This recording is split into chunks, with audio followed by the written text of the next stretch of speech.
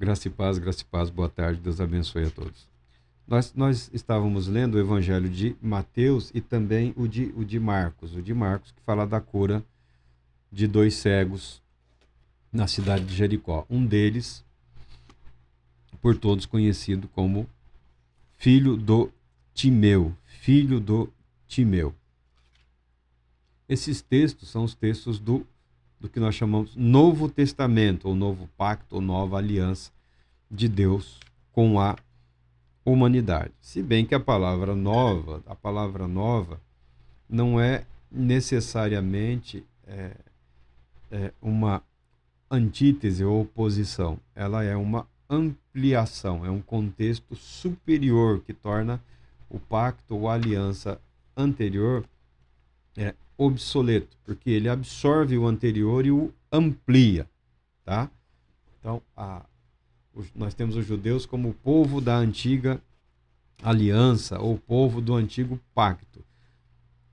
O estudo correto e adequado da terminologia e da doutrina não permitem afirmar isso com tanta precisão, porque o novo pacto celebrado por Deus com a humanidade através de Cristo Jesus, ele absorve o anterior e amplia esse pacto, tá? Ele se mostra nunca limitado. Eu pessoalmente, quando estudei essas coisas de teologia da aliança, teologia dos pactos, inventam teologia de tudo. Parece que é a obsessão de alguns estudiosos criarem teologias. E são, na verdade, ferramentas para interpretação ou compreensão do plano ou propósito de Deus através no decorrer da história da humanidade. Então a pessoa pega lá, defende lá a teologia dos pactos, a teologia das alianças, o dispensacionalismo, essas perspectivas ou visões, elas têm o objetivo de facilitar a compreensão da narrativa bíblica, a compreensão do texto escriturístico e fornecer um suporte intelectual e também emocional ou espiritual, possibilitando a pessoa amadurecer na fé e interpretando a realidade e os eventos escriturísticos de uma maneira supostamente equilibrada. Para adotarmos isso com precisão, nós teríamos que admitir que somos perfeitamente capazes de compreender o plano, o propósito de Deus e detalhar como ele o executa, tá? Então, há um quê de arrogância, há um quê de vaidade, há um quê de presunção em todo teólogo e em toda teologia, tá? Tem, assim, um elementozinho. Por quê? Porque é impossível explicar tudo. Como também é impossível o ser humano compreender tudo o que Deus disponibilizou para nós através das Sagradas Escrituras. É impossível. Tá? Não tem como, não existe isso. Mas nós não cessamos de promover ou de produzir teologias. Uma palavra bonita para testamento, pacto ou aliança, é a palavra berit. Berit. Berit é uma expressão que tem esse sentido, essa conotação, e é objeto de estudo de vários teólogos que identificam, principalmente estudando o Antigo Testamento, a presença desse conceito de a celebração de um pacto de Deus com a criação, com a humanidade, através da história de Israel e com a perspectiva da era messiânica, da vinda do Messias, como esse conceito se amplia, como se cria essa expectativa de consumação desse pacto, dessa aliança a ser celebrada através do Messias, Jesus, o Cristo. E nós cristãos que entendemos realizado através de Jesus, o Cristo, o Messias, e qual o significado desse novo pacto, dessa nova aliança, tanto para nós, igreja, quanto para Israel e como para com as demais nações. Não tenho absolutamente nada contra. Tem um material fantástico aí de um erudito aí, de um professor alemão, material fantástico que eu, sinceramente, admito, não tenho condições de transportar para o nosso diálogo aqui, para a nossa conversa. Porque, erudito que é, ele se propôs a, a defender um postulado e o fez muito bem, muito embora, para fazer isso, ele tenha se submetido a todos os preconceitos do mundo acadêmico, no que diz respeito às teorias de formação do texto, de desenvolvimento do povo de Israel, da narrativa da teologia bíblica. Mas ele conseguiu, usou as ferramentas, o método, o modelo acadêmico e deixou evidente que o Berite, que a aliança, que o pacto é o coração, de toda a narrativa escriturística. Isso para mim era muito interessante quando mais jovem, né? Depois de ler, também eu deixei de lado essas coisas, eu não me expresso nesses termos, porque eu entendo que o pacto de Deus com a sua criação, ele na verdade ele é unilateral, tá? Se você pega a narrativa bíblica, Deus cumpre as duas partes. Nós falamos de pacto, de aliança, né? de uma união indissolúvel. Tá. Mas também havia a possibilidade, que alguns apresentam, eu vou passar aqui a narrativa aqui, uma ilustração da ideia de aliança ou de pacto no Antigo Oriente Próximo. Um poderoso rei do Antigo Oriente Próximo envia um exército durante a noite para cercar uma cidade a certa distância. Pela manhã, o mensageiro do rei fala aos habitantes da cidade, os quais ficaram tomados de surpresa. Eu sou seu novo rei, vocês são o meu povo. Esta é a minha aliança com vocês. Eu os protegerei de seus inimigos e garantirei sua paz e prosperidade. De agora em diante, vocês devem obedecer às minhas leis, as seguintes leis. As pessoas não tinham direito a voz, nem tampouco a voto, na decisão de tornar-se parte do reino. A única coisa que podem escolher é como irão responder. Essa é uma ilustração bastante interessante, uma ilustração muito inteligente. Dá-nos a ideia do que significava um pacto, do que significava uma aliança entre um soberano e os seus vassalos, as cidades, os estados, as nações. Na Bíblia, pacto, aliança, nós chamamos o livro de Novo Testamento, mas não é um livro, é um ato. Berit é um evento, aliança é um evento. E esse evento nós reconhecemos como Jesus, o Cristo. Já pensando em termos de pacto, de aliança, lendo, tem as teologias da aliança, tem teologia para tudo. Tá? Tem teologia para tudo. São ferramentas que auxiliam na interpretação e na compreensão dos textos bíblicos, dando a você, a todos nós, uma ideia do desenvolvimento ou chamada revelação progressiva. Ou seja, como Deus vai ampliando a maneira como ele se revela ou declara as suas intenções, ou como nós vamos ampliando o nosso conhecimento acerca do propósito e do plano de Deus. É tudo muito bonitinho, é tudo muito elegante, ajuda em algumas coisas, mas eu pessoalmente entendo que pacto ou aliança é algo unilateral, porque a Escritura mostra que Deus cumpriu as duas partes. Deus celebrou as duas partes. Tá? Você vê em Abraão, né, quando Abraão é orientado a partir os animais e colocar as partes, uma de cada lado, porque Deus e ele caminhariam entre aqueles animais. Esse ritual simbolizava um pacto inviolável, né? uma aliança inviolável, que colocava debaixo de maldição aquele que descumprisse as regras do pacto. A Bíblia declara que Abraão foi tomado de um sono intenso e adormeceu, deixando claro que Deus sozinho se comprometeu com o cumprimento de ambas as partes, a dele e a da humanidade.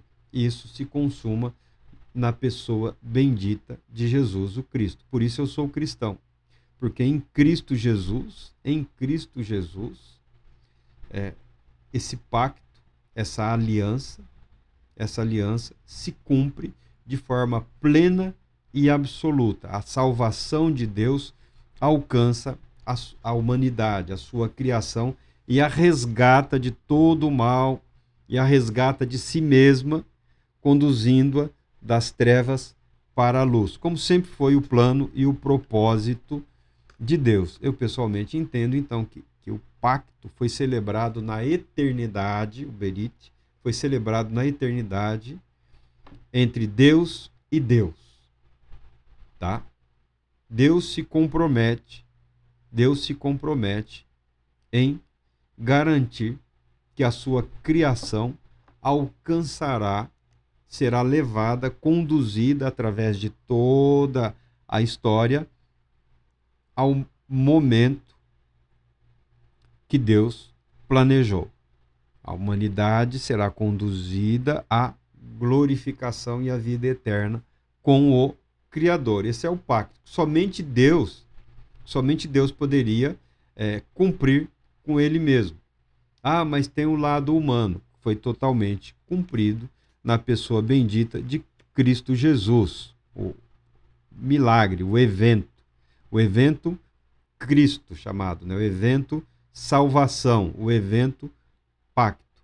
Então, eu entendo que desde o início, desde o Éden, o pacto de Deus com o primeiro casal diz respeito à eternidade, indicando a etapa, os processos pelos quais a humanidade necessariamente seria conduzida e superaria, etapa por etapa, fase por fase, até o momento supremo da revelação plena, absoluta de Jesus o Cristo. Nós estamos vivendo esse período da revelação de Jesus o Cristo, tá?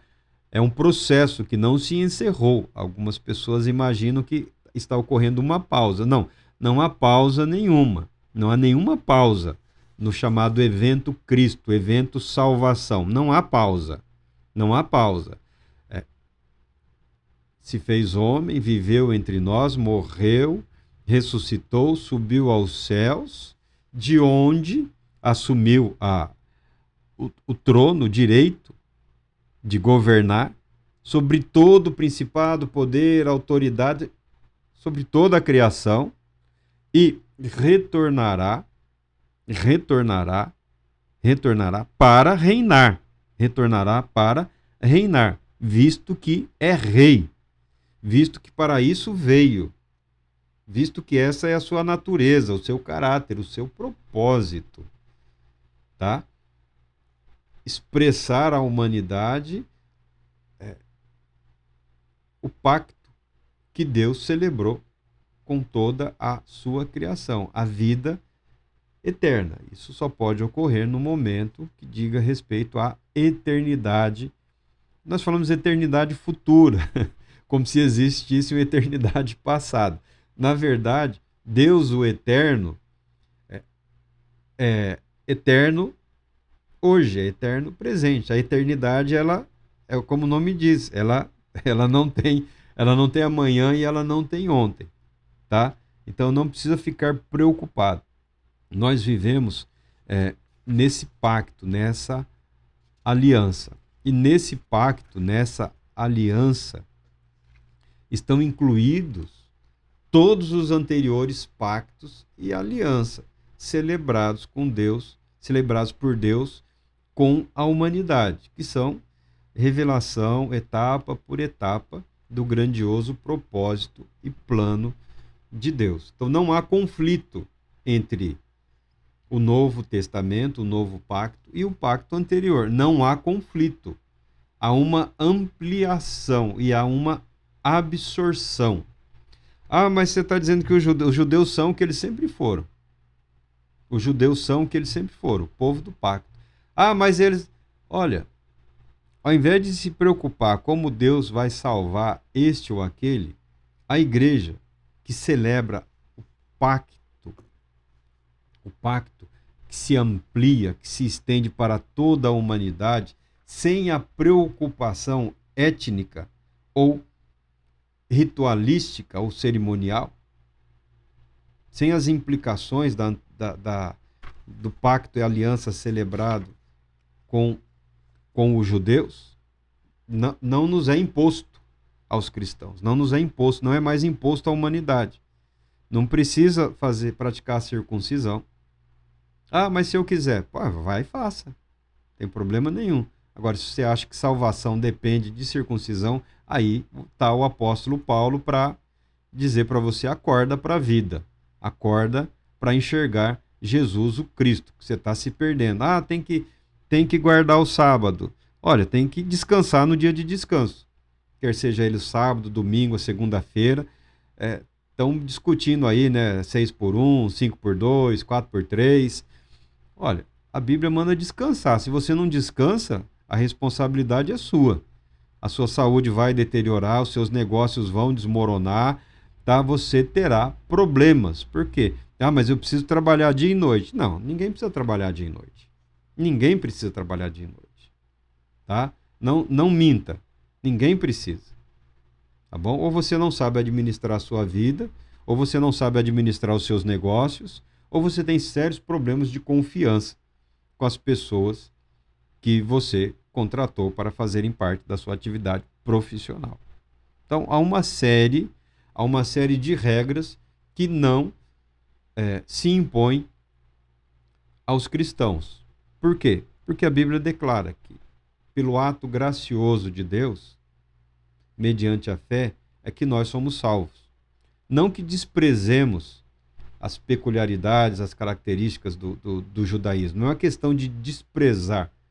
É uma questão de estarmos livres de todo esse rigor cerimonial, livres para fazermos parte do mundo em que nós estamos vivendo, aproveitando a oportunidade que isso gera e acarreta para proclamarmos o evangelho da salvação de Deus. Chame pacto, chame aliança, chame como você entender. O profeta Jeremias já havia falado a esse respeito. Ele retrata o cumprimento dos propósitos de Deus com a realização de um novo pacto, uma nova aliança. Aí alguns falam que o novo pacto, a nova aliança, é o Novo Testamento.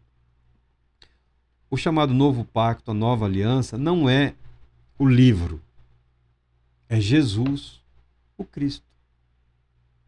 Tá? O livro é o registro do novo pacto, da nova aliança celebrado por Deus em Cristo Jesus com a humanidade desde a eternidade, desde a eternidade. Por isso, quando falamos de temas relativos a Deus, plano e propósito de Deus, não pode haver a aceitação de mudanças em Deus, porque Deus não muda. Deus não muda. Deus possibilita que nós o conheçamos como ele realmente é. E Jesus, o Cristo, foi a pessoa que melhor revelou quem Deus é para a humanidade. Jesus Cristo é a revelação de Deus. Jesus Cristo é a aliança de Deus com a humanidade, não é só com os cristãos. Como as pessoas respondem a isso, aí sim, no conceito de pacto, de aliança, serão responsabilizadas. Cada um é responsável pela sua própria tomada de decisão, tá? Cada um é responsável pela maneira como decide viver. Agora, que Jesus é a celebração plena e absoluta desse pacto, dessa aliança com Deus, de conduzir a humanidade à glorificação, à vida eterna com Ele, isso o é. Porque em Deus não há mudança. Em Deus não há oscilação. Deus não muda de ideia. Sempre foi o plano e o propósito de Deus. Se outros não foram tão bem-sucedidos em apresentar ao mundo o propósito de Deus, a igreja tem essa responsabilidade. Como a igreja tem ido? Tem ido como pode. Tem feito o que fez. A questão não é o que a igreja fez.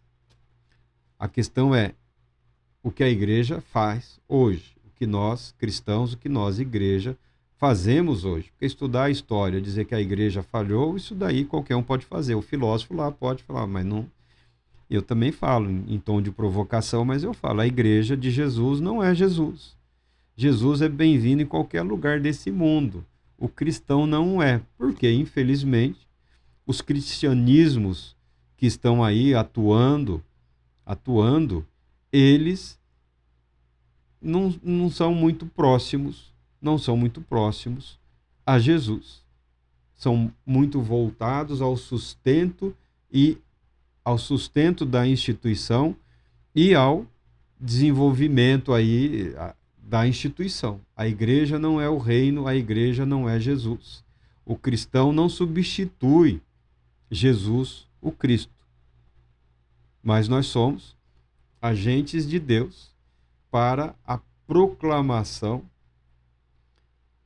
e a celebração desse pacto, convidando as pessoas para estarem em Cristo Jesus conosco, partilharem das bênçãos de Deus para a humanidade através da fé em Cristo Jesus. Então a igreja não é doadora de nada, a igreja não é doadora de poder, a igreja é mensageira do rei, do soberano.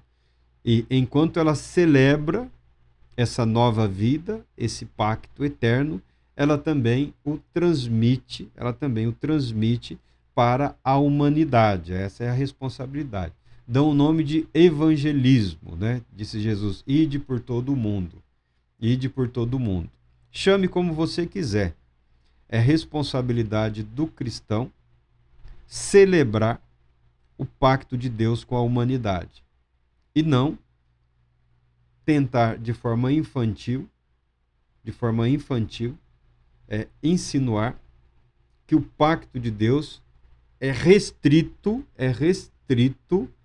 aos que já estão nesse pacto, tá? Como fizeram os judeus no passado. Estamos sozinhos no mundo, né? Somos tudo que Deus quis, o resto está perdido. Não é esse o pacto celebrado por Deus. Não é esse o compromisso. Não é o que foi proposto e não é o que foi realizado por Deus através de Cristo Jesus. Então nós estamos no processo de revelação desse pacto, dessa aliança que conduz à eternidade. Tá bom? Então não há nenhuma mudança. Até Jesus, depois de Jesus, quando Jesus voltar. Esqueça. Você uniu-se a Deus graciosamente pela fé. E essa união, no que diz respeito a Deus, ela é inviolável, ela é inquebrável. Deus não sai mundo afora chutando pessoas, tá? Deus não sai mundo afora dispensando ninguém. Você foi chamado por Deus para celebrar a vida eterna pela fé em Cristo Jesus, e esse chamado é eterno, porque diz respeito à eternidade. Mas eu quero discutir se a pessoa pode perder ou não a salvação. Bom, se você está tão desocupado assim, a ponto de ficar filosofando sobre temas sobre os quais você não tem nenhum poder ou ingerência, porque o pacto celebrado com Deus, o pacto que Deus celebrou com a humanidade, ele cumpriu as duas partes. A humanidade é totalmente beneficiada. O que Deus faz? Convida a que se pertença a Ele através da fé em Cristo Jesus, que é Jesus, o Cristo, a nova aliança, o novo pacto, ou o pacto eterno, que se estabelece com Deus, é Jesus, o Cristo. Você está preocupado com o Novo Testamento. O Novo Testamento, mas o Novo Testamento É Jesus, o Cristo, que é o testamento, o pacto eterno. O livro é o registro. O livro é o registro. Jesus é muito superior ao registro da vida e da obra dele. Tanto que os discípulos falam que se fôssemos relatar tudo que Jesus fez, eles usam um exagero retórico, né? Nem todos os livros do mundo caberiam. Mas a vida de Jesus é muito superior ao que está registrado no Novo Testamento. O poder de Deus em Cristo Jesus é muito superior ao que está registrado em ambos os testamentos, que na verdade são o mesmo. São parte de um só, de um pacto eterno de Deus com a sua criação. Que quer dizer o quê? A criação de Deus não desaparecerá. A criação de Deus será conduzida à eternidade. Conhecer alguma coisa de teologia, conhecer alguma coisa de teologia do Novo Testamento é também alimentar a sua fé, é também adquirir ferramentas e meios para nutrir a sua esperança e a sua confiança em Deus. Toda vez que a vida e a doutrina estão em desalinho, toda vez em que a vida e a palavra de Deus estão em desalinho, nós somos convidados a nos prostrarmos diante do Todo-Poderoso Deus em humildade, reconhecendo as nossas fragilidades e confiando no seu eterno amor e no seu gracioso e eterno poder, que nos conduzirá certamente a tudo aquilo que ele propôs e realizou em Cristo Jesus. Deus Todo-Poderoso te abençoe, te proteja e te conceda a paz.